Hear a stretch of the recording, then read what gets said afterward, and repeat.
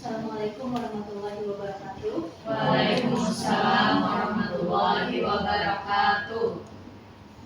Izinkan saya memperkenalkan diri. Saya bernama Sylvia Nurlisiana SPD dengan NIM 243011172596, bidang studi Bahasa Indonesia PPG Jabatan gelombang kedua tahun 2024. Saya melaksanakan seminar PPG dengan pemanfaatan media virtual dan pengaplikasian mata kuliah pengembangan tentang peserta didik dan pembelajarannya.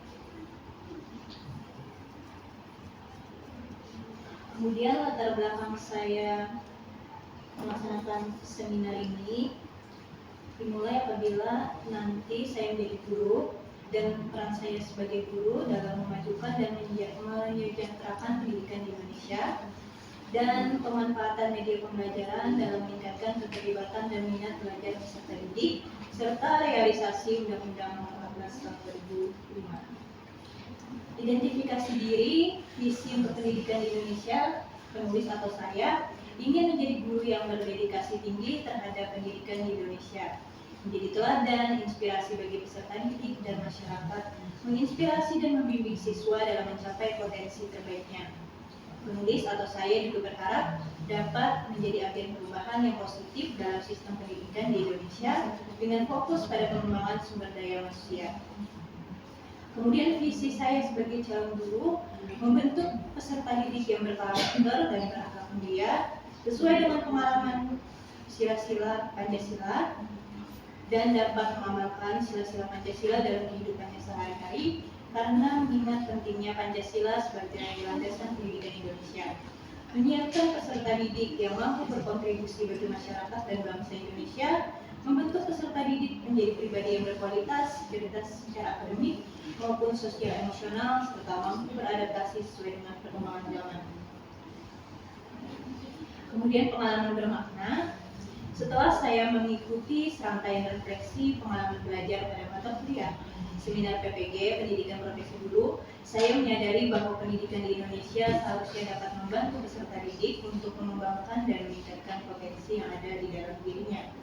Ini berkaitan juga dengan refleksi pengalaman belajar mata kuliah pemahaman tentang peserta didik dan pembelajarannya, khususnya pada topik 1 mengenal peserta didik.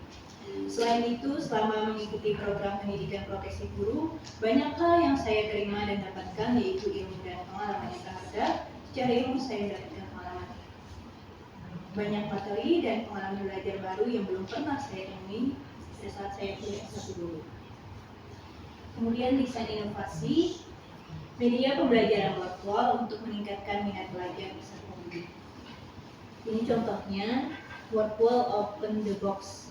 Itu untuk tes kemampuan awal peserta didik. Contoh soalnya, pemilihan kata dalam puisi yang tidak biasa, bersifat khas dan puitis disebut, ada pilihan gandanya A, B, C, D, itu jawabannya D, diksi.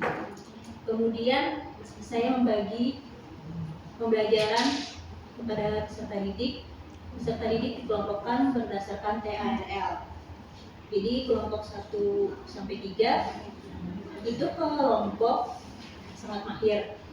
Ini ada virtualnya, yaitu open box untuk tes kemampuan akhir peserta didik, kelompok yang sangat mahir.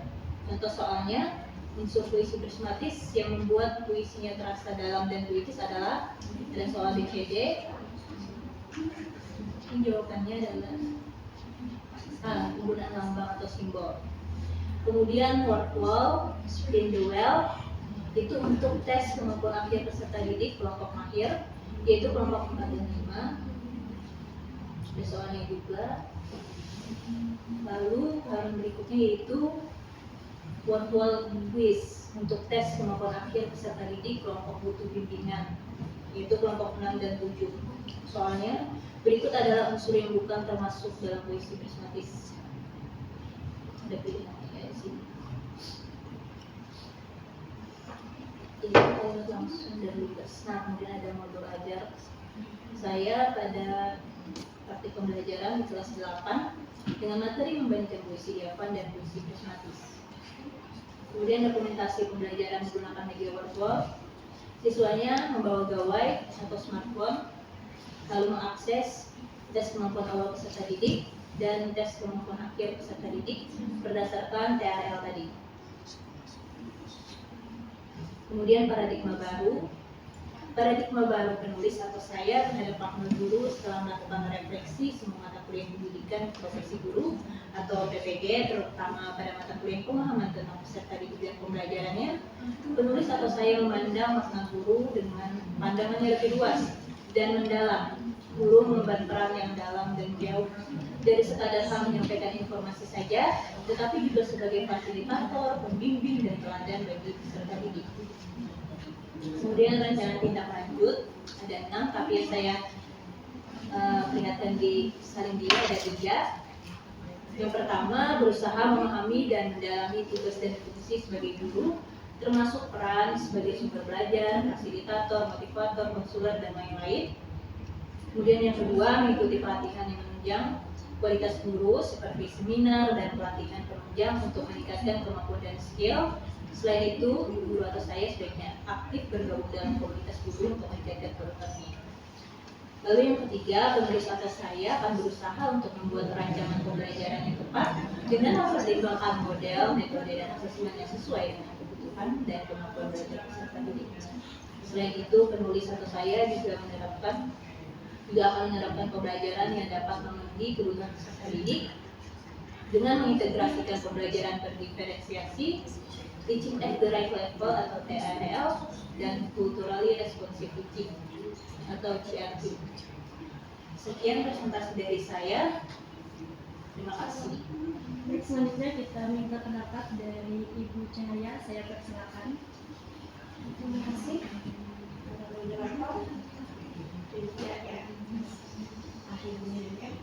Baiklah, di sini ada pemanfaatan workflow ya, pemanfaatan media pembelajaran workflow di materi apa?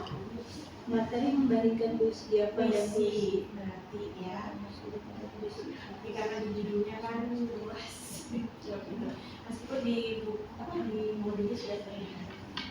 Nah, mengenai workflow ini, saya pernah membuka workflow ya. Itu siswa bisa mengulang-ulang kan, mengingatkan ini jawaban ini diulang lagi, nanti jawabannya bisa diperbaiki. Seperti itu ya. Itu kan lebih mudahnya ya. Nah, bagaimana dalam penilaian? Kita kan maunya kan satu kali kerja seperti itu hasilnya. Tapi terkadang kalau mereka kan sekali kerja, nilai masih diulang lagi, yang penting cepat seperti itu. Akhirnya mereka bisa mendapatkan nilai 100. Nah, bagaimana? Kalau itu untuk antisipasinya ya. Tapi kalau untuk pengalaman belajar, saya kira antusias mereka itu yang saya lihat sebenarnya, meskipun yang diperbaiki berarti kan dia memang ingin belajar memperbaiki. Kalau yang awalnya keliru, diulangi terus seperti itu. Cuma kalau untuk melihat kemampuan tadi yang kita tidak bisa karena semuanya dapat 100. Nah, itu yang kalau saya lihat dari workflow. Kenapa hanya workflow yang Anda gunakan untuk bagian evaluasi saja kan ini? Kenapa hanya workflow saja? Kemudian saya juga menggunakan aplikasi Google Form untuk soal tes kemampuan awal dan kemampuan akhir. Di postnya juga ya. Tapi kan satu pembelajaran tidak semuanya kan? Iya. Hanya pilihan ya. Ya, waktu berikutnya apa? Tidak kan mereka tidak dijejali dengan apa ibaratnya yang tanpa ini gitu. Tapi saya kira sudah cukup bagus supaya kita kan siswa itu tidak jenuh. Mereka tidak hanya dengan pulpen atau pulpen dengan kertas yang mereka hadapi, tapi sudah langsung dengan teknologi. Bila perlu belajar itu tidak perlu menggunakan buku dan kertas lagi, tapi semuanya langsung. Nah, di situ kan kita sudah bisa mendata. Dan saya mengharapkan memang dari workflow itu bisa langsung terintegrasi untuk penilaian. Untuk mudah kita nilainya berapa langsung seperti itu. Kalau di Google Form kan mudah ya. Tapi saya tidak tahu kalau untuk workflow ini apakah bisa seperti itu datanya langsung. Karena namanya kan mereka bisa tulis namanya acak ya. Nah, tapi kalau di Google Form kita bisa mereka tulis nama yang lengkap, nantinya kelas berapa. Kemudian kita bisa melihat soal yang paling banyak mereka benar, soal yang banyak yang mungkin mereka masih keliru. Itu bisa sebagai bahan analisis kita. Karena evaluasi itu adalah untuk menganalisis kemampuan belajar siswa. Ya. Itu saja sih yang dimasukkan dari saya. Semoga bisa bermanfaat dan bisa menjadi guru yang profesional ke depan. Terima kasih Ibu atas tanggapannya. Selanjutnya kita mintakan tanggapan dari Ibu Aprina. Saya persilakan. Dari Ibu Sylvia, kalau nggak salah, mohon maaf nak.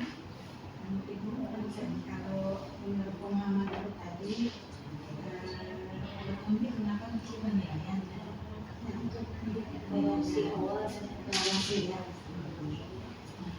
Ibu mau tahu kenapa dia dari dua kelas belajar puisi ini kan nggak mudah kan?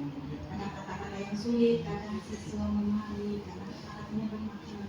Saya itu mau yang berbagi pengalaman, ya bagaimana mengajar menulis puisi apa? Membandingkan puisi dia Nah, pengalaman Ibu bagaimana di kelas caranya mengajar itu dengan siswa, apa yang Ibu tekankan? Ibu tidak mau kan sudah tahu jadi evaluasi, tapi materinya waktu dia mengajar materi membandingkan puisi ini dengan yang tadi bagaimana supaya Ibu ada pengalaman juga. Terima kasih. Jika saya menjawab, pengalaman saya saat itu pada menyampaikan materi membandingkan puisi Jawa dengan puisi pragmatis, saat itu juga saya menerapkan pembelajaran bahasa. Jadi puisinya saat itu yang saya bacakan bertema sungai diambil dari antologi buku mahasiswa. Antologi puisi buku mahasiswa ada 2, yang mudah kata-katanya yaitu diapan, yang agak sulit kata-katanya yaitu sistematis. Kemudian saya bacakan di depan dan peserta didik modelnya Ibu dan peserta didik melihat dan menyimak tentang isi puisi tersebut. tidak pakai penggunaan Media YouTube ada sebelum materi puisi tentang sungai, tapi media di YouTube itu puisi yang umum. Ibu yang mengatakan Dan kemudian saya bacakan yang Ciarti tadi tentang sungai. Di dalam puisi tersebut juga ada pesan atau himbauan untuk menjaga kebersihan sungai.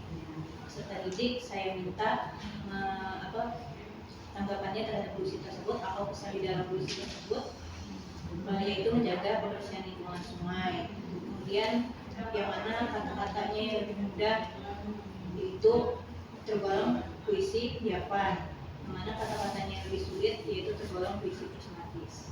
kebetulan sekolah ini ditutup lewat kota sebagai sekolah adiwiyata. Jadi ini kalau kami disuruh bikin modul ini sudah mewakili ya, bisa, ya. Nah itu harusnya terima kasih. Ya pencerahan buat Ibu. Nanti kalau disuruh kumpul modul yang ada di dalamnya adiwiyata, terima kasih Pak. Baik, terima kasih Ibu tanggapannya. Selanjutnya kita mintakan pendapat dari Ibu Dwi. Saya persilakan. Bu Sylvia Ronald Medisya. Bu Sylvia menggunakan media pembelajaran Word. Ada banyak ini media pembelajaran. Bisa disampaikan alasannya memilih Word untuk pembelajaran puisi apa? Karena menurut saya di dalam Word itu banyak terdapat berbagai jenis permainannya. Jadi bisa berbeda-beda tadi sesuai dengan kelompok TRL tadi. Yang tadi ada spin wheel, ada quiz, berbeda-beda kan permainan gamesnya. Kemudian menurut saya juga Wordwall membuat siswa lebih menarik minat siswa, antusias mereka seperti bermain games padahal itu sambil belajar. Selama dipraktekkan ada kendala atau tidak? Saat itu tidak ada kendala, walaupun listrik yang di SMP 24 itu mati menyala, tapi siswanya membawa gawai masing-masing. Sebenarnya siswanya tidak diperbolehkan membawa gawai, tapi pada saat praktik pembelajaran diperbolehkan. Jadi siswanya masih bisa mengakses di gawai masing-masing. Berarti aman ya, kendalanya tidak begitu mempengaruhi dalam pembelajaran. Itu Sylvia. Pesan itu isinya dulu berakhir. Intinya kalau untuk membagikan puisi satu dan yang lain, menggunakan kata-kata dan tidak, jadi bisa diterapkan. Nah, masukan untuk Sylvia yang mau tadi sudah disampaikan bahwa pembacanya sudah disampaikan secara langsung oleh ya. Nah, ada nanti kalau ada kesempatan lagi bisa menggunakan model siswanya. Jadi siswanya diberi kesempatan untuk tampil gitu ya. Jadi pembelajaran berikutnya betul pembelajaran berikutnya. Ya, dan kebanyakan untuk puisi ini kan tidak hanya mencari yang pesan, tidak hanya membandingkan, tetapi juga mencipta, termasuk Mendeklamasikan. Mendeklamasikan itu nanti ada kesempatan siswanya yang menggunakan. Ya. Kemarin pada saat materi mendeklamasikan puisi, sebelumnya siswa disuruh membuat puisi di rumah karena kalau di saat jam pelajaran tersebut tidak sempat waktunya, dan kemudian siswa disuruh membacakan puisi dengan ciptaan mereka masing-masing dengan tema yang berbeda-beda, dan siswanya setelah membuat. Ya. Baik, untuk yang mendeklamasikan siswa membaca atau lepas time? Nah itu ternyata pada saat yang kita mendeklamasikan siswanya belum hafal, jadi masih pakai baca. Itu nanti tidak tercapai evaluasinya karena yang diminta kan mendeklamasikan, tidak membaca. Berbeda kalau penilaiannya membaca. Deklamasi itu harus lepas time. Jadi karena siswanya itu banyak puisinya itu beberapa bait, panjang-panjang kata-katanya. Berarti nanti perlu ada arahan dari Bu Sylvia untuk ketika memberi tugas deklamasi membuat puisinya jangan Bisa di satu bait aja ya. Ya. Atau kalau tidak puisinya sudah ditentukan oleh Bu Sylvia. Jadi penilaiannya bukan nanti hafal tidak dengan itu kan Bu Sylvia tidak mungkin menghafalkan semua puisi dari siswa. Jadi bisa ditentukan temanya mungkin ya. Ditentukan puisinya cukup bisa. Berarti tidak mesti siswanya mencipta terlebih dahulu, tapi pemahaman. Boleh itu ya. Semangat terus Bu Sylvia. Terima kasih. Terima kasih Ibu atas pendapatnya. Silakan Ibu Sylvia. Demikian presentasi dari saya. Terima kasih atas Ibu pemuji terhadap saran dan masukan serta tanggapan terhadap seminar dari saya. Terima kasih terhadap teman-teman yang telah menyimak presentasi dari saya. Sekali lagi mohon maaf. Wassalamualaikum warahmatullahi wabarakatuh.